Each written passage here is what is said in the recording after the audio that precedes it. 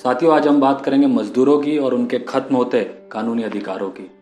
लेकिन उससे पहले हमें एक बात समझनी होगी कि समाज और देश के लिए मजदूर क्या महत्व रखते हैं। तो दोस्तों, हम जो खाते हैं, जो पहनते हैं, जिस घर में रहते हैं, जिस सड़क पर चलते हैं, इन सभी चीजों में तमाम सामग्रियों के साथ मजदूरों का खून और पसीना भी मिला होता है। हमारे मजदूर भाई बहन गांव गांव से बड़े बड़े शहरों और कारखानों की तरफ निकल पड़ते हैं सिर्फ एक छोटे से सपने के साथ कि वो भी अपने परिवार को ठीक से पालेंगे, अपने बच्चों को अच्छी शिक्षा देंगे, अपने बीमार माँ बाप का अच्छा इलाज करवाएंगे और अपने परिवार के लिए एक छोटा सा घर बनाएंगे। लेकिन शायद वो भूल जाते हैं कि उनके बाप दादाओं ने भी यही सपना देखा था जो आज तक पूरा नहीं हुआ।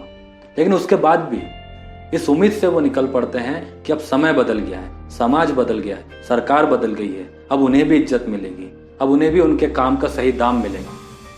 लेकिन बड़े दुर्भाग्य से कहना पड़ रहा है कि इस बार भी मजदूरों को धोखा ही मिला है। राज्य सरकार ने मजदूरों के सारे अधिकार छीन लिए। हमारे राज्य के मुख्यमंत्री शिवराज सिंह चौहान ने बिना श्रम मंत्री को नियुक्त किए, बिना मजदूर प्रतिनिधियों से बात किए सारे श्रम कानूनों को खत्म कर दिया है और एक नई औद्योगिक नीति लाए। और ये जो नई औद्योगिक नीति है, ये क्या कहती है? अब मजदूरों को 12-12 घंटे के शिफ्ट में काम करना पड़ेगा, ओवर टाइम 16 घंटे तक कराया जा सकेगा। मुख्यमंत्री जी, मजदूर आपकी तरह एसी के कमरे में बैठकर काम नहीं करते हैं, आग उगलती हुई मशीनों के बीच में खड़े होकर काम करना पड़ता है। 16-16 घंटे इन कंडीशंस में काम कराना ना सिर्फ अमानवीय है बल्कि सभ्य समाज में इसे अपराध माना जाता है।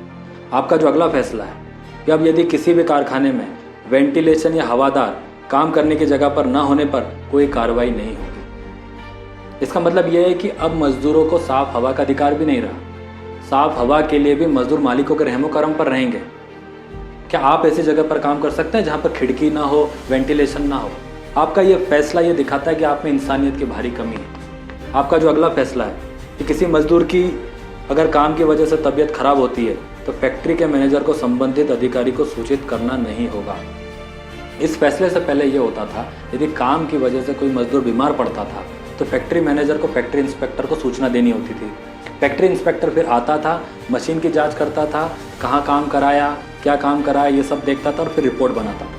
लेकिन अब ऐसा कुछ नहीं है। अब घटिया से घटिया मशीनों पर मजदूरों को लगाया जा सकता है और कुछ भी काम कराया जा सकता है। और यदि काम के दौरान मजदूर बीमार पड़ता है या यहाँ तक कि मर भी जाता है तो फैक्ट्री मालिक की जिम्मेदारी नहीं होगी। और ये है आज का न्यू इंडिया। और न्यू इंडिया का अगला फैसला क्या है कि फैक्ट्री मालिक अब अपनी सुविधा के हिसाब से मजदूरों को रख सकती है, निकाल सकती है, वो भी अपनी शर्तों पर। और शर्तें क्या होगी कि 16-16 घंटे काम कराएंगे, 250 रुपये देंगे, कोई छुट्टी नहीं देंगे, कोई कैंटीन नहीं देंगे, कोई बस नहीं देंगे, कुछ रहने को नहीं देंगे, और यदि आवाज़ उठाओगे तो नौकरी से निकाल दिया जाएगा।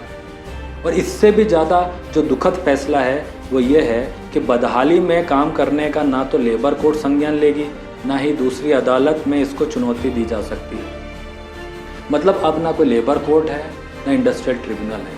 मजदूर न्याय के लिए अब कहीं भी नहीं जा सकता। ऐसी स्थिति तो अंग्रेजों के समय में भी नहीं थी। और राज्य शासन इन फैसलों के पीछे का क्या तर्क दे रही है कि कोरोना की वजह से अर्थव्यवस्था खराब हो गई है। तो क्या अर्थव्यवस्था मजदूरों ने खराब करी है? मजदूर थोड़ी ना हवाई जहाज में बैठ के एफिल टावर गए थे देखने, वो तो आपके दोस्त ही गए थे। तो आप मजदूरों से दुश्मनी क्यों निकाल रहे हो? और आपके इन फैसलों से उन अटकलों को भी बल मिल रहा है कि सरकार बनाने में आपने बहुत पैसा खर्च करा है और इसलिए अब आज आप उद्योगपतियों की दलाली कर रहे हैं। आपको ये फैसला तुरंत वापस लेना चाहिए, वरना भविष्य में ऐसा तूफान खड़ा होगा जिससे किसी का भी भला नहीं होगा, सबका नुकसान होगा। तो मेरा आपसे निवेदन है कि आप इस तुगलकी फरमान को वापस लीजिए, मजदूरों के अधिकार उनको वापस दीजिए। यही देश हित में भी है, यही समाज हित में भी। धन्यवाद।